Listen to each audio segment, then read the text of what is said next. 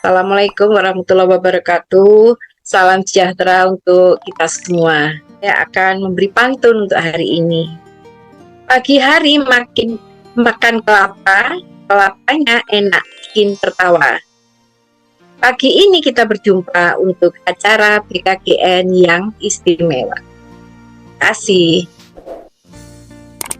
Ada 5 di sini.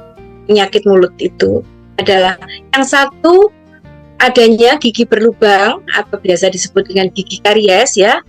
Kemudian ada gusi berdarah. Gusi berdarah itu disebabkan oleh bakteri dan plak yang menempel pada gusi dan akan menyebabkan peradangan dan gusinya menjadi bengkak dan mudah berdarah. Kemudian penyakit selanjutnya adalah infeksi jamur. Jadi pada lidah itu akan tumbuh jamur. Jadi selain menggosok gigi, memang lidah juga harus disikat ya agar tidak tumbuh jamur.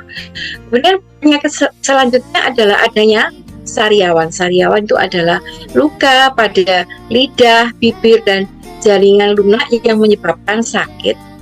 Kemudian penyakit selanjutnya adalah karang gigi. Jadi ada penumpukan bakteri dan plak yang mengeras gitu, menyebabkan peradangan pada gusi dan tidak bisa dibersihkan sendiri. Kalau ini harus dibersihkan ke dokter gigi ya, karena kan karang gigi itu keras ya. Kalau dibiarkan lama-kelamaan mengakibatkan gigi goyang, kemudian lepas sendiri. Selain itu juga akan menyebabkan mulut berbau. Bagaimana proses terjadinya gigi berlubang?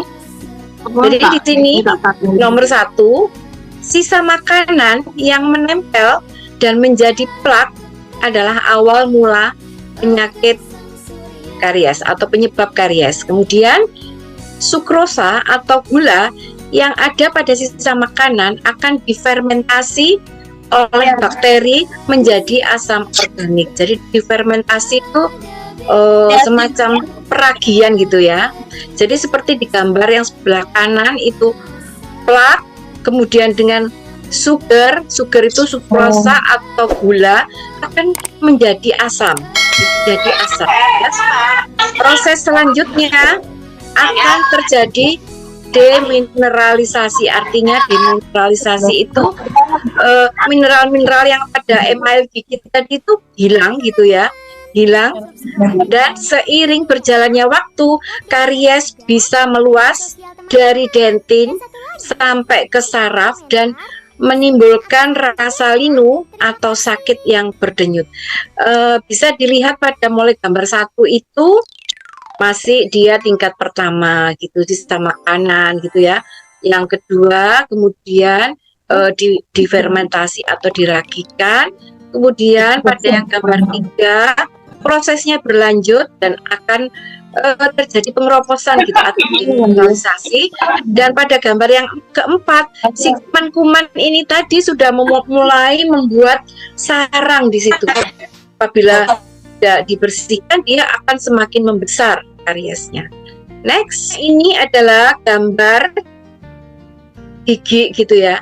Apabila ini gambar yang sakit dan menangis seseorang adik ini karena adanya proses gigi yang berlubang tadi. Jadi adanya gigi itu giginya terdiri dari komposisi tadi yang diceritakan sama Dokter Nora tentang adanya gigi, ada ketidakseimbangan gizi, memang ada penyakit yang diderita anak. Jadi memang ada 4 faktor ya. Ada faktor dari giginya itu sendiri, karena makanannya yang tinggi gula, dan ada kuman yang namanya bakteri dengan nama yang sangat cantik yaitu dan adanya waktu. Nah, dari gigi sendiri itu faktornya apa saja tadi sudah disebut. Memang sifat komposisi nama giginya, ketidakseimbangan gizi, penyakit yang diderita untuk gigi dan maaf, apakah bisa di mute ya itu panitia? Terima kasih. Next, ini adalah tadi yang ceritanya mulai sampai adik itu yang menangis. Yang gambar pertama itu ketika gigi berlubang masih di tahap lapisan pertama enamel, lubangnya seperti gambar yang kedua ini, kemudian dia masih bisa tersenyum karena belum memberikan rasa sakit. Tapi kalau dibiarkan, dia akan terus berlanjut ke lapisan kedua dan sudah mengenai pulpa tadi. Pulpa itu yang ada isinya saraf, pembuluh darah, dia mulai merasa sakit. Nah, ini gambarnya coklat itu, gambar seorang coklat sudah mulai terasa sakit ya. Terus kalau dia masih tidak dirawat, proses akan berjalan terus, jalan sampai ke ruang saraf, terus sampai di bawah akar gigi, dan itu tadi yang membuat giginya bengkak, abses, dan yang membuat anak itu nangis. Apa akibatnya jika gigi berlubang gitu ya? Gigi berlubang bila tidak dirawat, lubang tentunya akan menjadi semakin besar ya. Gigi akan lepas sebelum waktunya sehingga akan sulit mengunyah. Kemudian bisa menyebabkan gusi bengkak dan ada nanah gitu ya. Rasa nyeri pada gigi dan akan timbul bau mulut.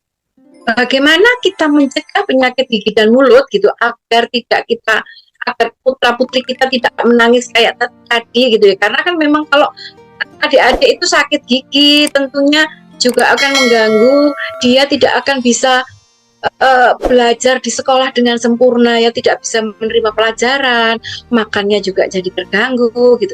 Bagaimana cara mencegahnya? Tentunya sikat gigi ya.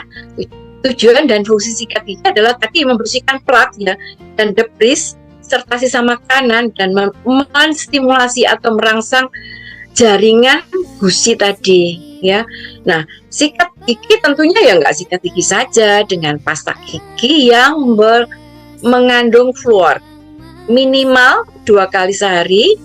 Waktunya harus tepat, yakni pagi sesudah sarapan dan malam sebelum tidur.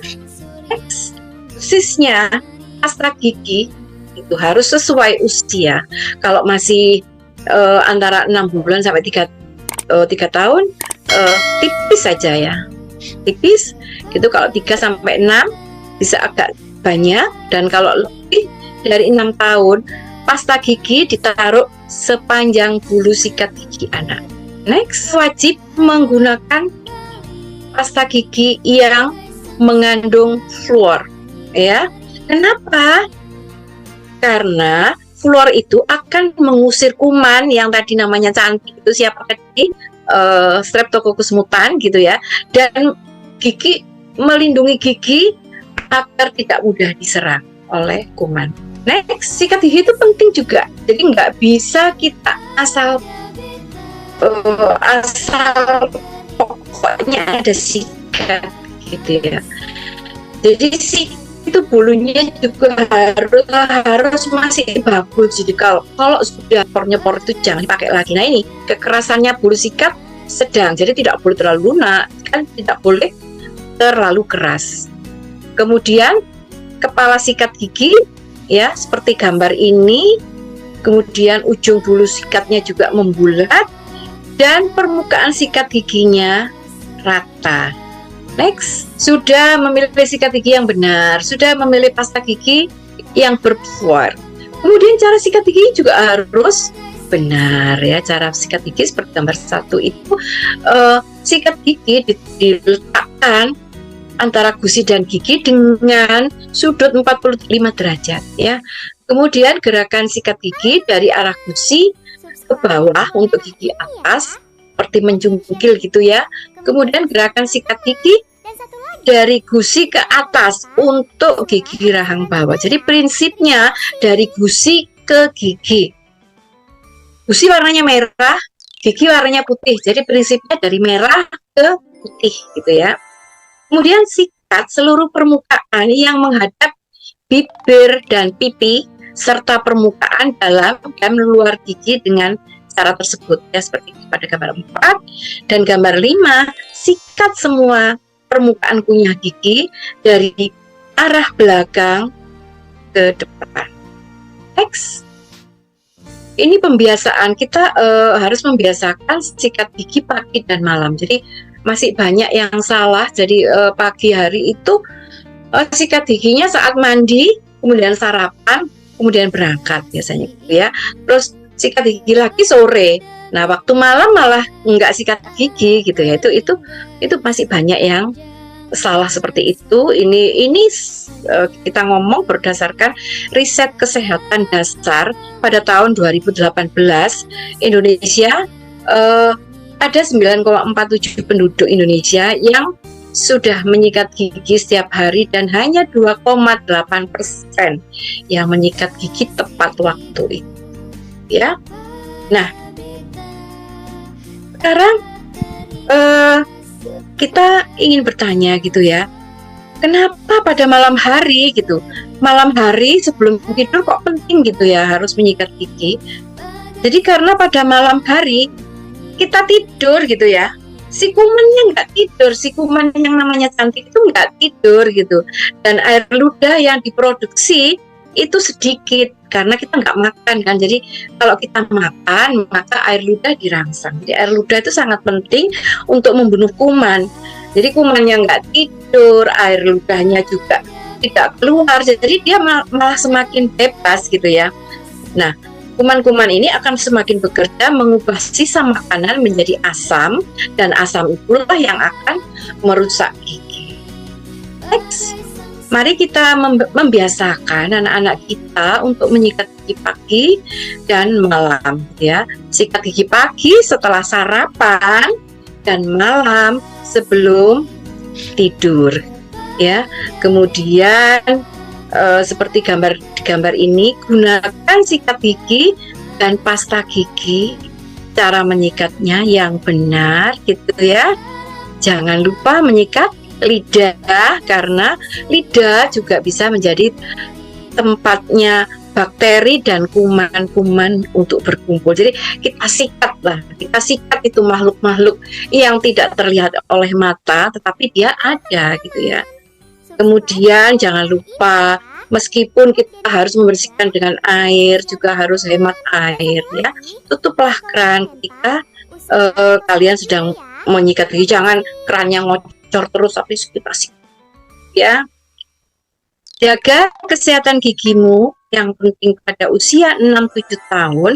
Gigi geraham dewasa akan tumbuh yang tidak akan tergantikan gitu. Tidak bisa berkurang ya. Dan dokter gigi adalah temanmu gitu ya. Jangan lupa kunjungi dokter gigi setiap 6 bulan sekali, karena sebagai pasien tidak tahu kalau gigi ini sudah ada titik-titik hitam, itu yang tanda-tanda mulai harus ditumpat agar gigi karies tidak berlanjut. Next, itu juga belum cukup gitu ya. Masih ada di sela-sela gigi yang tidak bisa dicapai oleh sikat gigi ya. Kita bisa menggunakan dental floss, benang gigi, bukan benang biasa ya. Kalau benang biasa, kalau di ini dia tidak ada pelindungnya, tapi kalau benang gigi ini ada malam yang tidak akan melukai gusi gitu ya. Harus dikombinasikan. Next, kalau beli benang gigi yang panjang itu harus ditaruh di jari gitu, tetapi kalau saya lebih suka yang sudah jadi gitu, banyak yang dijual. Next, kesehatan gigi gitu, ada makanan yang menjadi sahabat gigi gitu, ada yang menjadi musuh gitu. Yang jadi sahabat apa sih gitu? Ya sayur-sayuran ya, kemudian buah-buahan gitu ya, bisa telur gitu ya, bisa susu gitu. Yang jadi musuh siapa gitu? Makanan-makanan yang lengket gitu ya, kopi gitu ya, makanan yang manis-manis, yang lengket-lengket, alkohol gitu ya, minuman yang juga manis-manis karena dia akan nanti mudah menempel. Jadi kan tadi kan dibilang bahwa gigi juga mempengaruhi ya, kalau giginya terlalu banyak yang ceklung-ceklung, maka sisa manis-manis itu susah gitu untuk ya. Ingat, harus kontrol ke dokter gigi 6 bulan sekali meskipun giginya tidak sakit. Terima kasih sampai di sini. Nah, karena kita ini semua ini orang Surabaya, arek Surabaya ya saya. Tadi kan sudah pantun, sekarang saya mau parian nih ya. Budal nang Jayabaya lewat Bulak Rugem. Ayo arek Surabaya podo rajin gosok gigi ben sehat lan tentrem. Wassalamualaikum warahmatullahi wabarakatuh. Sampai di sini. Terima kasih. Waalaikumsalam warahmatullahi wabarakatuh. Terima kasih Dokter Ani. Wah, pantunnya luar biasa ini.